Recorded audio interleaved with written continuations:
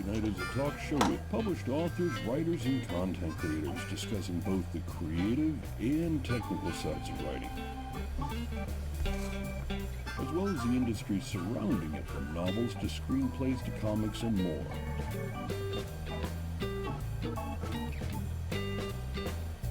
And now, here's your host, author Travis I. Sivart.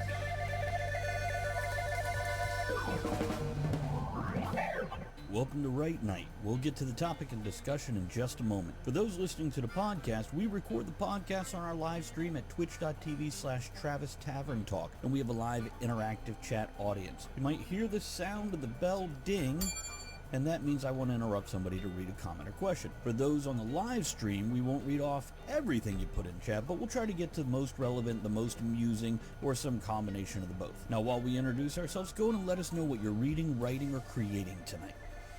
Okay, while we wait for you folks to post that stuff here in chat, I will let you know I am Travis I. Sivart, and I think, there's a few books I have that relate to this, but I think mostly, nope, it ties through a bunch of them. Journal of a Stranger and Silver and Smith, I guess, are the big ones. So you can check those out and find them on Amazon just by searching for me. What about you, Tara?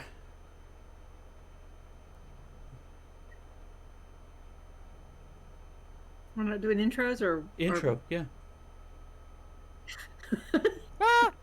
Introduce yourself, tell them who you are, what you're writing. I blanked. I'm sorry. I am so sorry. My name is Tara Moeller, and I'm obviously really tired right now.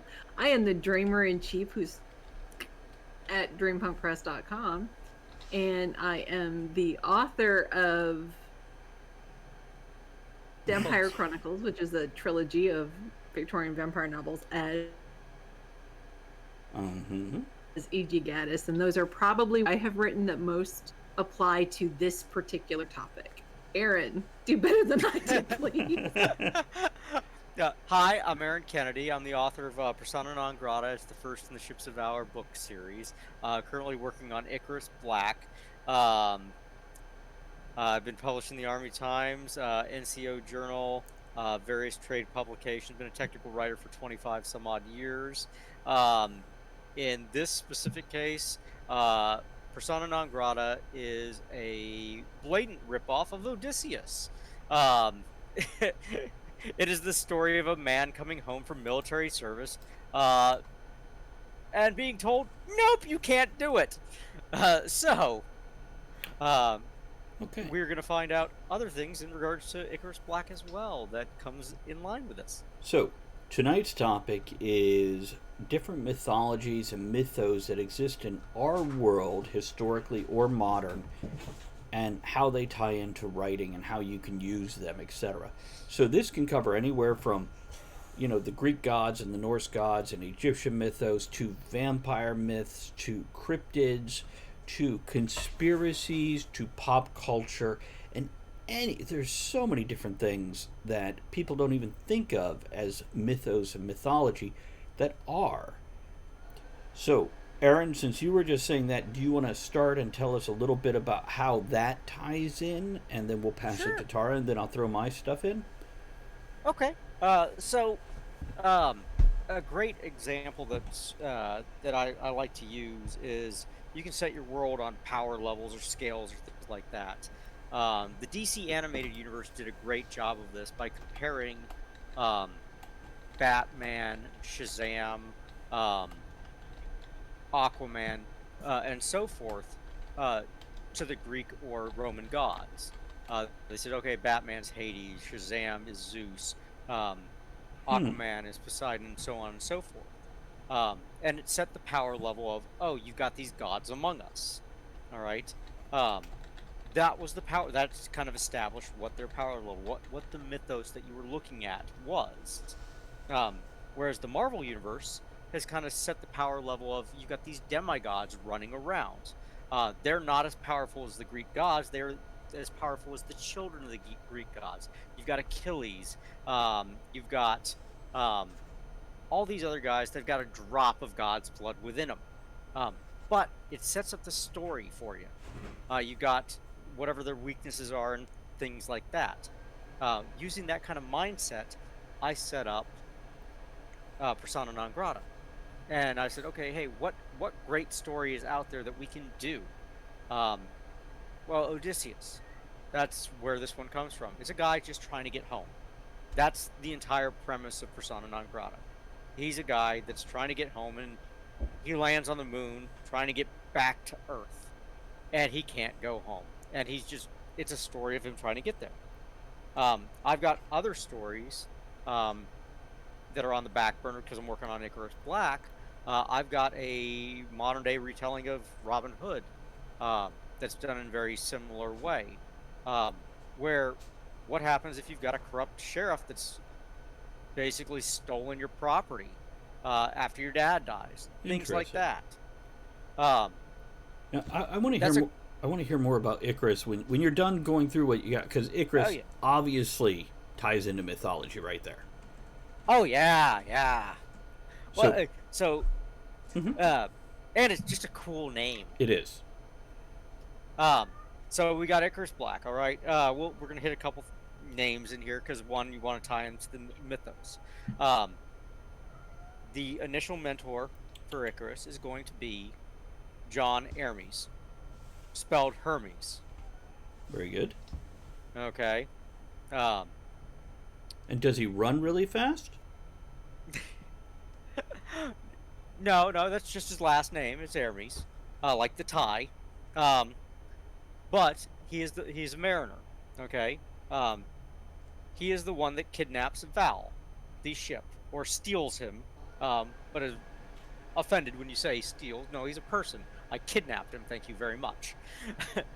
That is our initial one there, and that's where our hero's journey begins. We've got this taking place.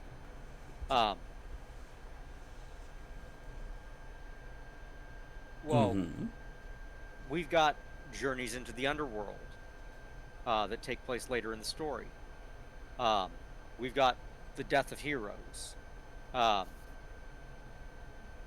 We've got our trials. We've got Tartarus. We've got fighting, rolling the stone back up the hill and back down again. Little things like that. Your hero has to constantly lose. Let me ask you, and we're talking about Icarus Black now, yeah?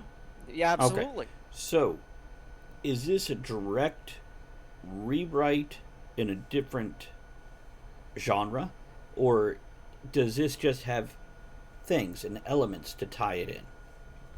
Hints. I want to drop hints. It, rather than do your Wheel of Time where Randall Thor pulls the sword from the stone, right? Which is Excalibur, right? It's just a different way of pulling the Excalibur story. I don't want to necessarily do that. I want to toss little seeds that are like, oh, that's kind of cool. Easter eggs. But Easter eggs. I want to do Easter eggs. Because one, it's more fun. And less restrictive. And less restrictive. Far more less restrictive. And there's so much stuff to draw from, and the symbology can be better, more open. You've got this grander world of things that can be done. One of the early characters that I've since cut that may return again is Renault the Fox, which may return, may not return. Who knows? Okay. But we'll find out. Let's pass it over to Tara. Tara, you can talk about some of the mythology you have in your books and how it ties in, and then I'll go. Yeah. So I'm going to be talking specifically about Heritage, Dawnfire Journey, and Dawnfire Legacy, which is a trilogy of vampire novels. And I mean, everybody pretty much knows what a vampire is, unless their first vampire novel was Twilight. Jab. Hey. Vampire Heritage was written as a reaction to. My kid was like, I read Twilight, but vampires aren't supposed to sparkle. What the heck? So there's a good way that you can use mythos and mythology that everybody knows, but you should keep it within the familiar and have it make sense. And then there's a way you take it, and it's almost like you're baiting your audience with something that's not really what it is. So I did, and you should research, and you should know, because you should know what you're writing. If you're going to write with and use a mythos or known mythology, you need to know what you're writing about. You need to know what everybody else is going to know, so that you either play by the rules, or you break them consistently. Right. Or do an interesting twist on it. Which would be breaking them. But Right. Yeah. On purpose and, judiciously. So I did the research on what a vampire was. And a lot of people, when they read my books and they go, that's not a vampire. I'm like, what are you comparing a vampire to? Because I went and did the research, which is a vampire is the offspring of a vampire and a human. And they're usually immune to the lure of the vampire and their bite, because they're half and half.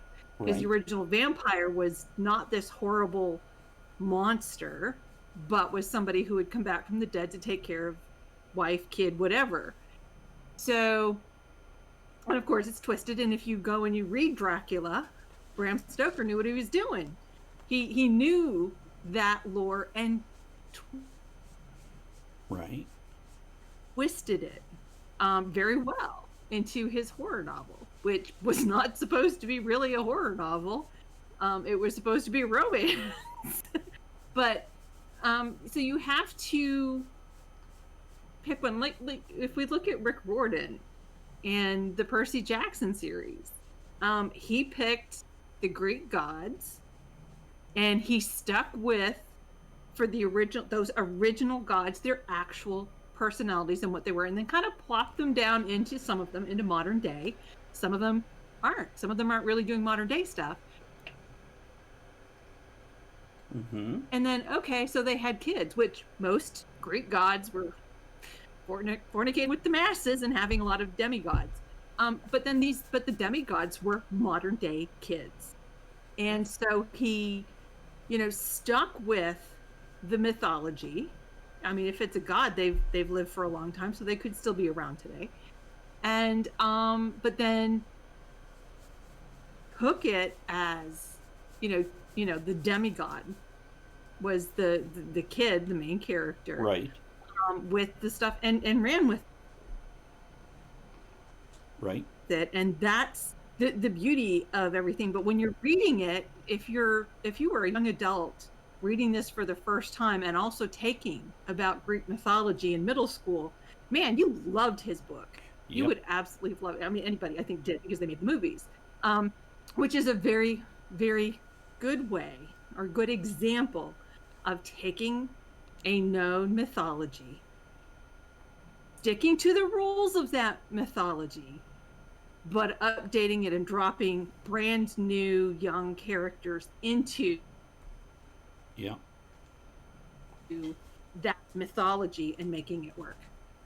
Okay. Well, and it drops off a lot of the exposition as well.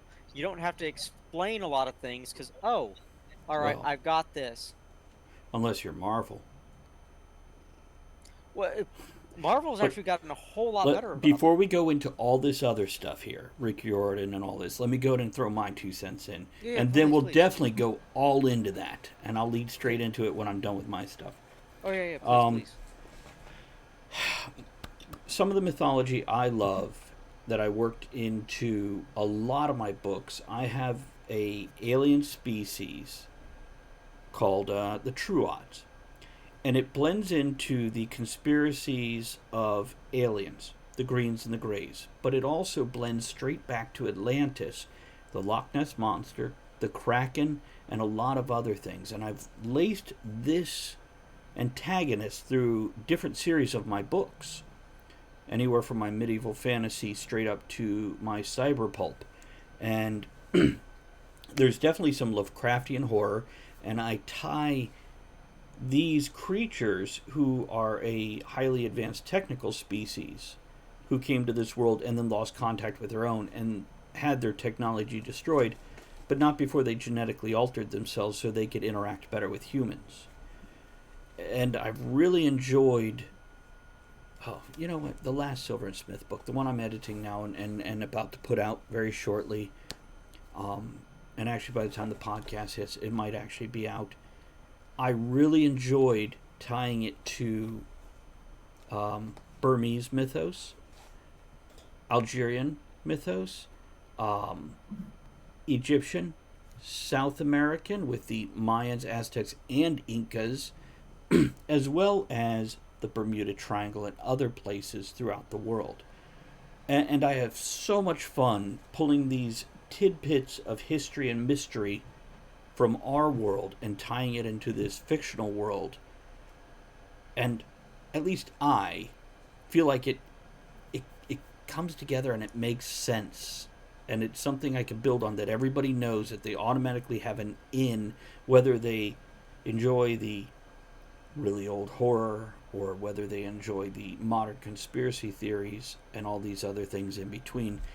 And another mythology I work into, it's totally science fiction, is quantum physics and wormholes and moving between galaxies or places within a galaxy. And that's just been so much fun. But now some of our classic writers that we've read, whether it's Tolkien, or I'm going to use Star Wars, and I'm going to use Wheel of Time, Robert Jordan. Both of those, and Aaron might disagree with me on the Star Wars thing, Star Wars to me is a retelling of the King Arthur myth. You have a young kid with a magical sword, you have an old wizard coaching him, and then you also have that other knight in the king's court who woos the princess away. Now later they become brother and sister, so, whatever. But going with just the first movie, it's a retelling of King Arthur in my mind. And Robert Jordan does this also, where he pulls from that mythology and parallels it. Now, it's something else Robert Jordan does. He also, with some of his other characters, pulls in almost a Robin Hood type scenario and other things too. And it's just fun and delicious, and gives you something automatically you line up with. Okay, who wants to say some stuff? I see Aaron touching his lip. That's usually a sign he's got a thought. But no, the one big thing to really worry about is over mythosing things as well. We don't want to necessarily pull in too many things. You want to build something and maybe drop one of those mental models over the top, but not necessarily hit everything. Not everything's going to mesh in there. We talked about Rick Riordan. He does it with the Greeks, and for the first book series, he does a fantastic job of that. But he doesn't try to make all the world match. He just goes, okay, hey, we got the Greek gods here.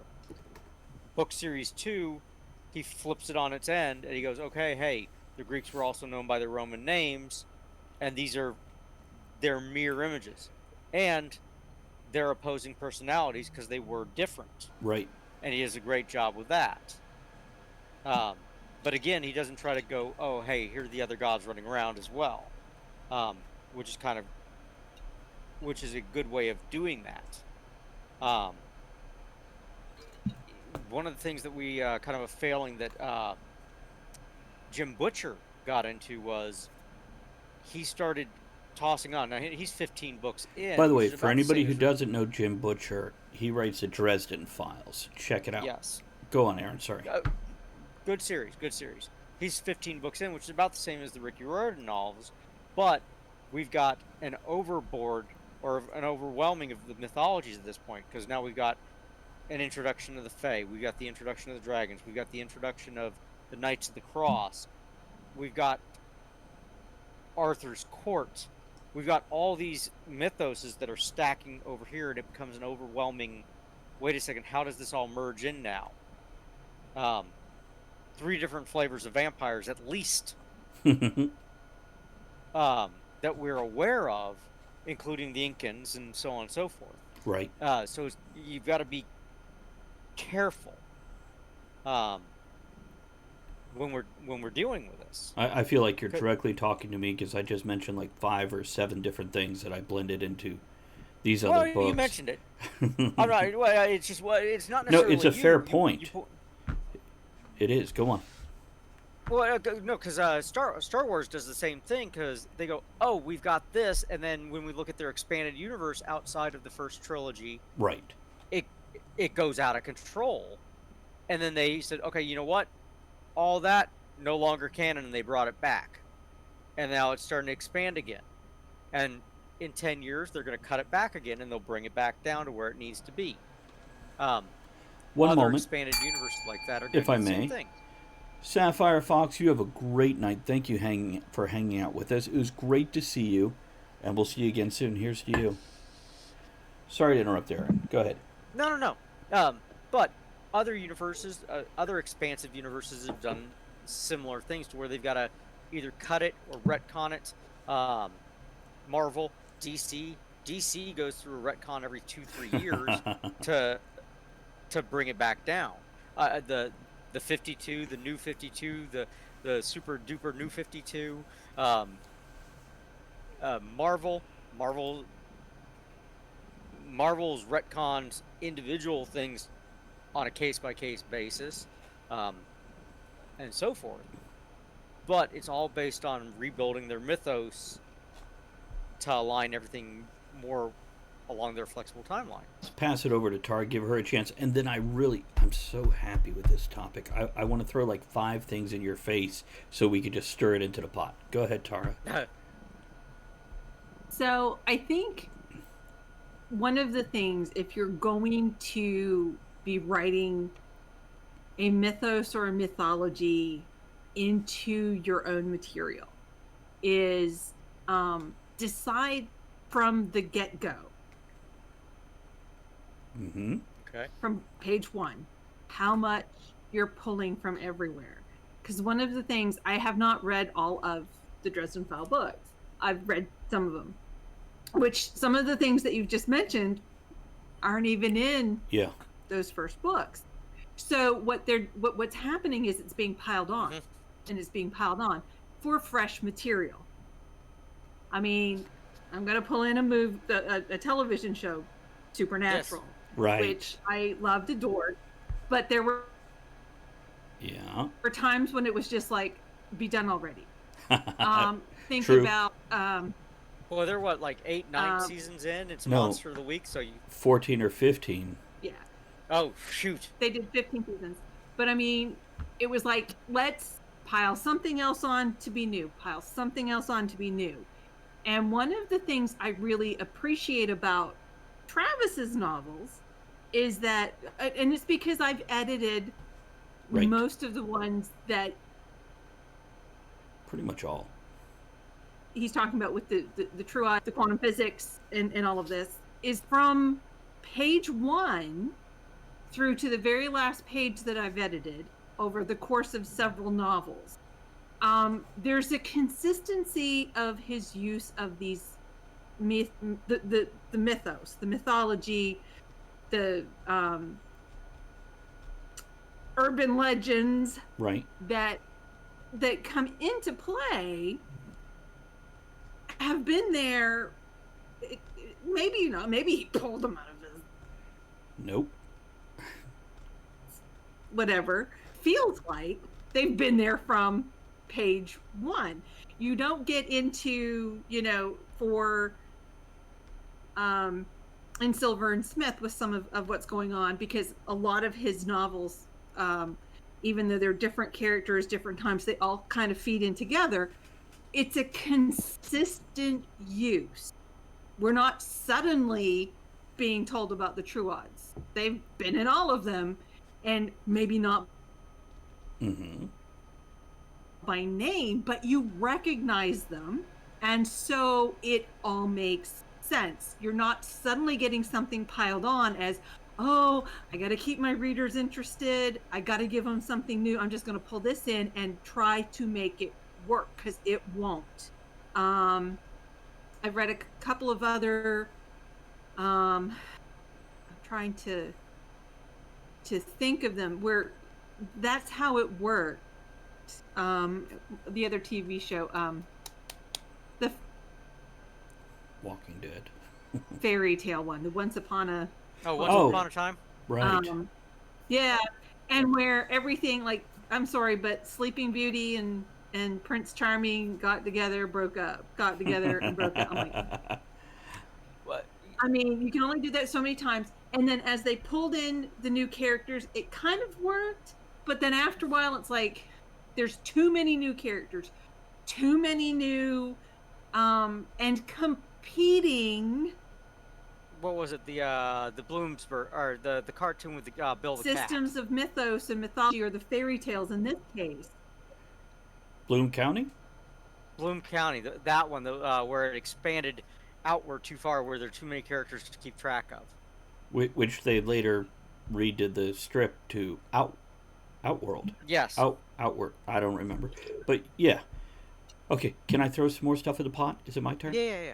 Okay. Mm-hmm. Okay, so first of all, let me say here some of my favorite redesigning of the mythos from my childhood that I read. Anne McCaffrey with Dragon Riders of Pern redefined dragons and fire-breathing dragons in the most interesting way. Now, I will say her first book, not as good as her later books, but she grew as a writer. So if you're going to read it, read the first book first, because if you read the later books and go back, it's going to be hard.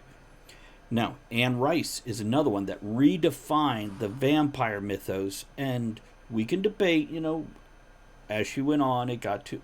But moving that aside, something I did with Silver and Smith... Oh, hold on, let me mention Narnia, using Christianity as a mythos baseline that you don't see directly until either A, you have an epiphany, or B, somebody goes, that's basically all based on the Christian mythos. And no offense to anybody who is Christian by using the term mythos, work with me on this for a fantasy world. Indiana Jones, every movie is a different mythos. Now, a lot of them are Christian-based, but not all of them.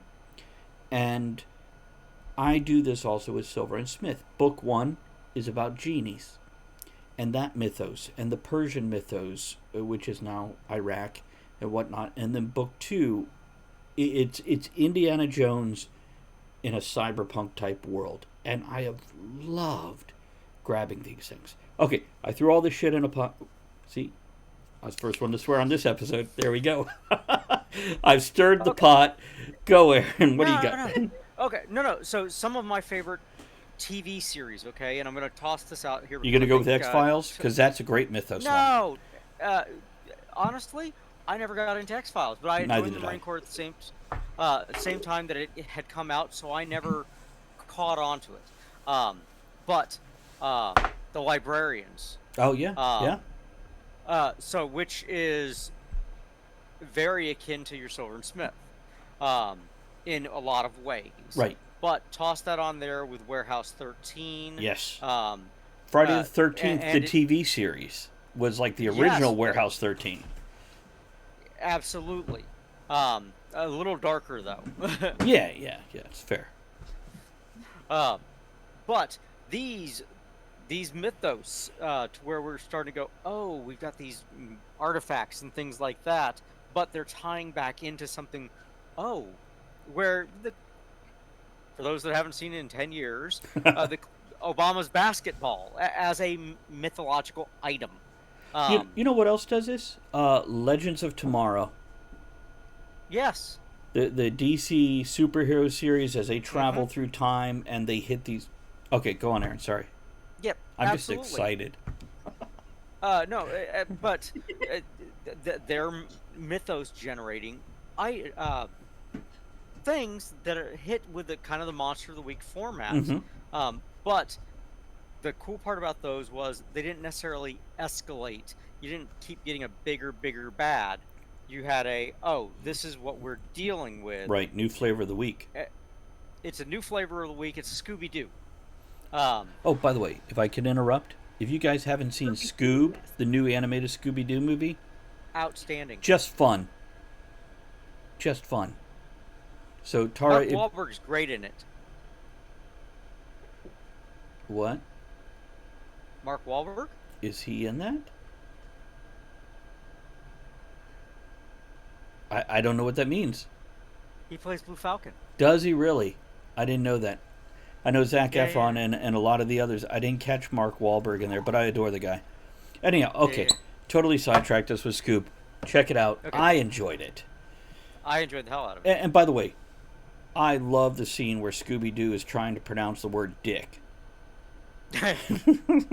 Enjoy that. Because Dick Dastardly is the primary antagonist. Mm-hmm. And by the way, what a beautiful story arc for their antagonist.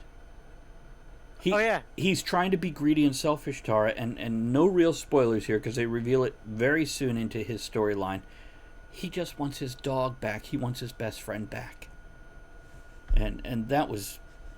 Oh, I know, right? And he's this horrible, evil person who gets teary-eyed. Okay, Aaron, I again, sidetracked, so go on. Yeah. No. Well, I mean, hell, you know what? The entire freaking Hasbro or Hanna-Barbera Mythos. Yeah. There's a modern Mythos. It's a great one because you've got everything linking from Scooby-Doo to Batman, to Right. Dirk Dastardly, to Blue Falcon, to that entire to Space Ghost, to whatever. Captain Caveman. And by the way, did you notice the video games in the Shutdown Carnival? They had Laugh Olympics. A video game. Anyhow, okay. But yeah, these are mythos that exist within there. But I mean, the Tom Cruise movie that the Tom Cruise The Mummy. By the way, was supposed to launch a new mythos. I thought that one was actually it was better than I thought it would be. I didn't have high hopes, to be honest with you, but and not because of Tom Cruise, but the only thing that's moved forward in that mythos is the Godzilla and King Kong stuff. Everything else didn't catch. I think the problem with that one was the Brendan Fraser Mummy was so friggin' good. It was, and only the Yeah. first. Yeah. Well, the first two, and then the Yeah. third one, they had to change the leading actress. No Rachel Yeah. Weisz. And I'm sorry, there Yeah, was just nothing there. right. But Brendan Fraser, oh my God, those ones were. Well, what's his face that plays the brother is friggin' outstanding in it. He always, Oh yes. He's great in everything. pretty much. Uh, Okay, do you have a thought? Now that I've interrupted 20 times, do you have a thought to finish? no. It's just one of those. We've got all these mythos that from, and you mentioned Indiana Jones, Mhm. and all that. We've got these built-up mythos that, one, you can develop your own mythos there. Part of the world building. And I'm interrupting again. Thank you. Appreciate you.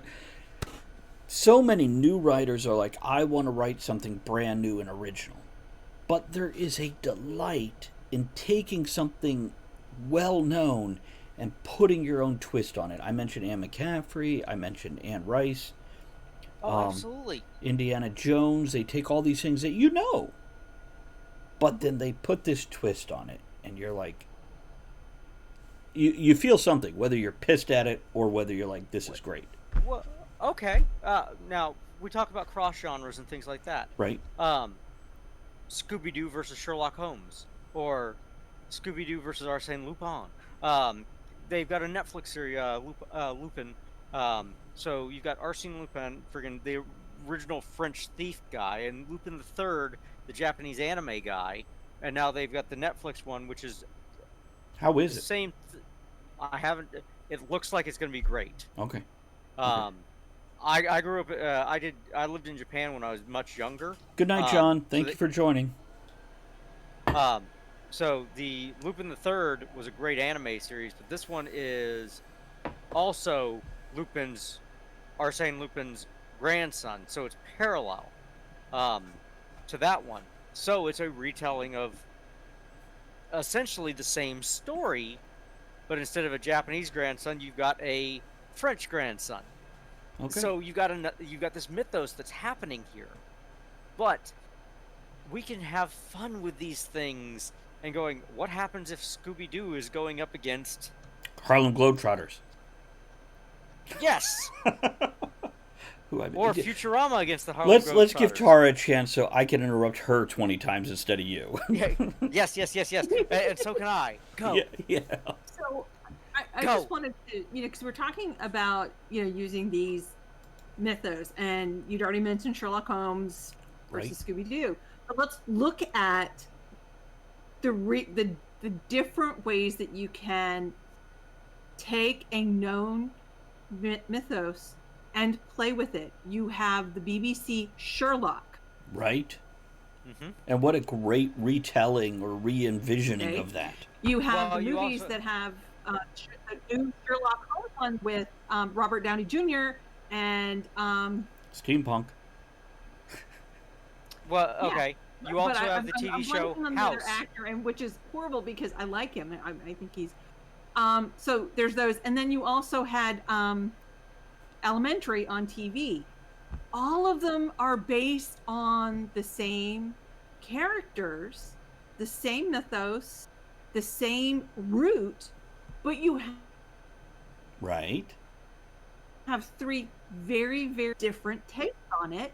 And then if I can drop, Mechanics of Life was originally written, I have my own Holmes and Watson. They're completely different and their names are completely different.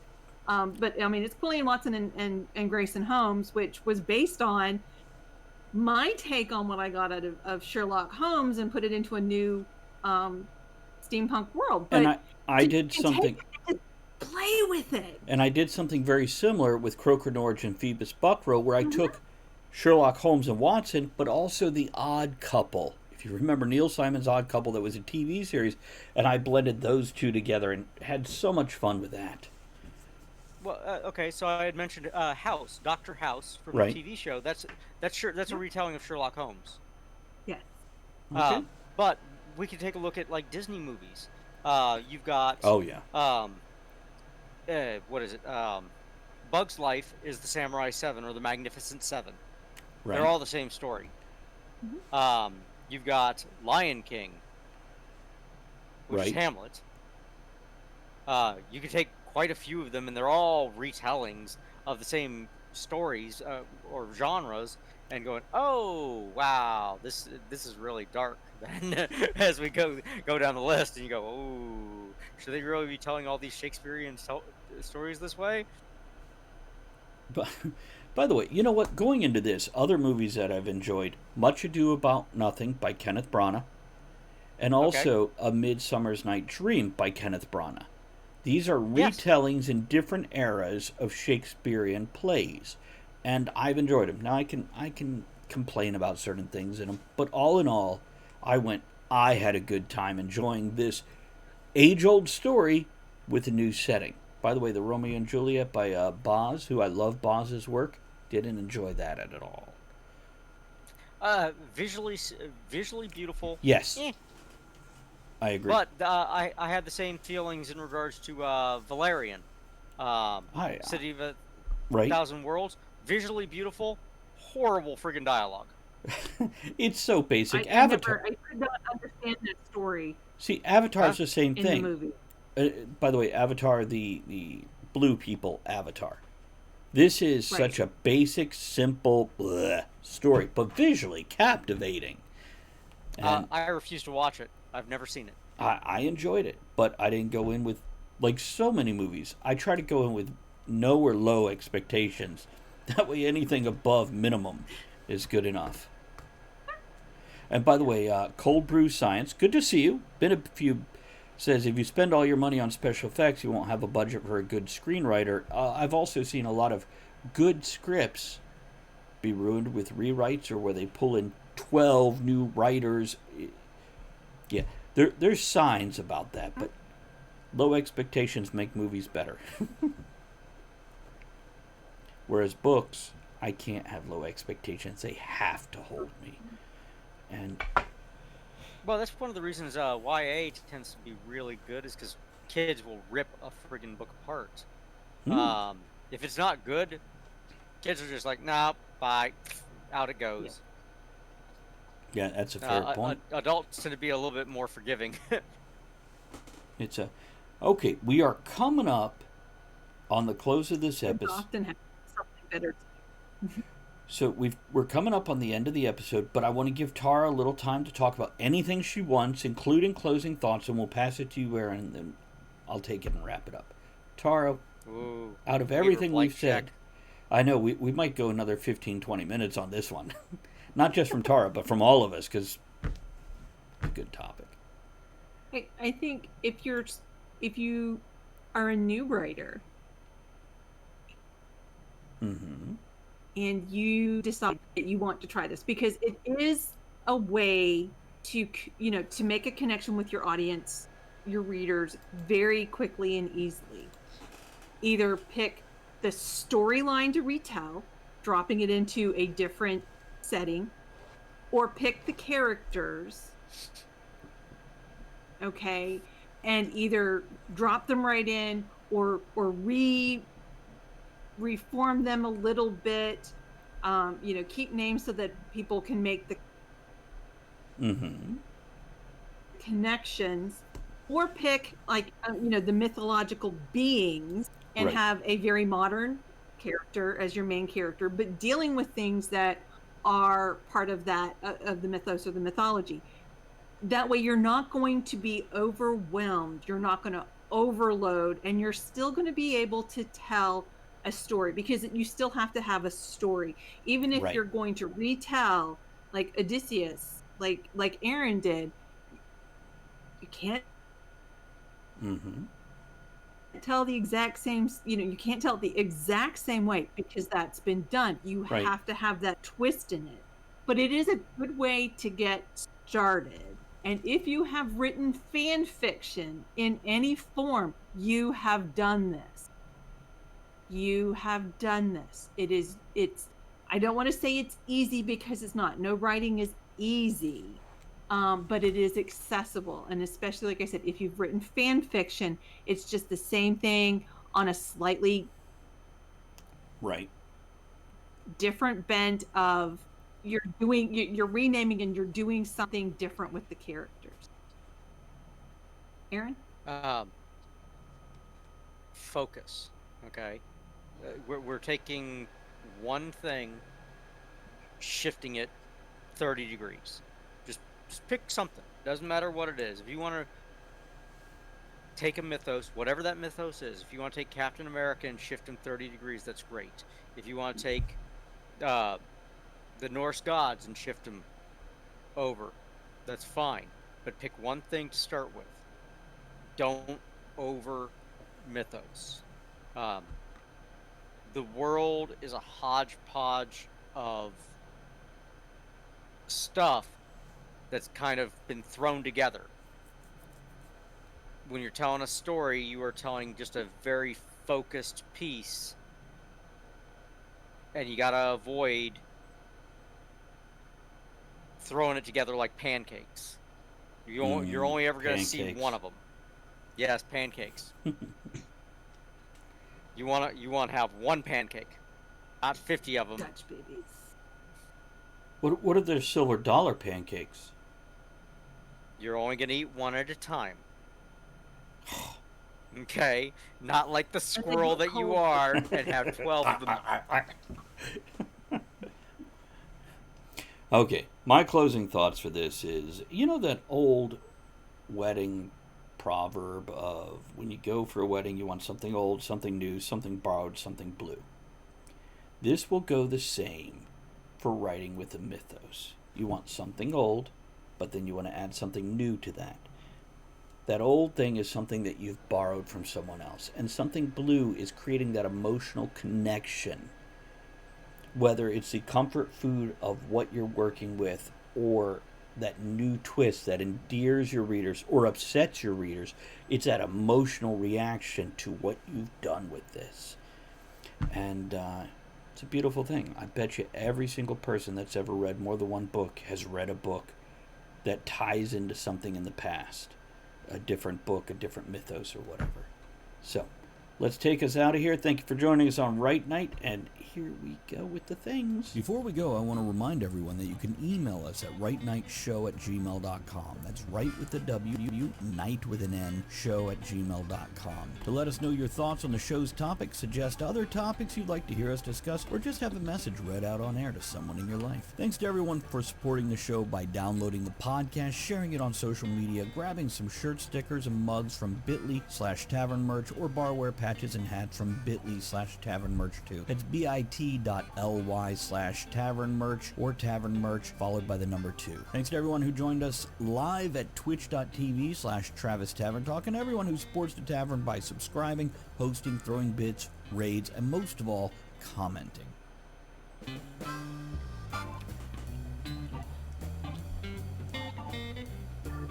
Thank you for joining author Travis I. Sivart and the other writers, content creators, and all-around amazing people for our discussion here on Right. Join us again soon, and until you do, make sure you create with passion, enjoy the journey, and remember, every night can be right night.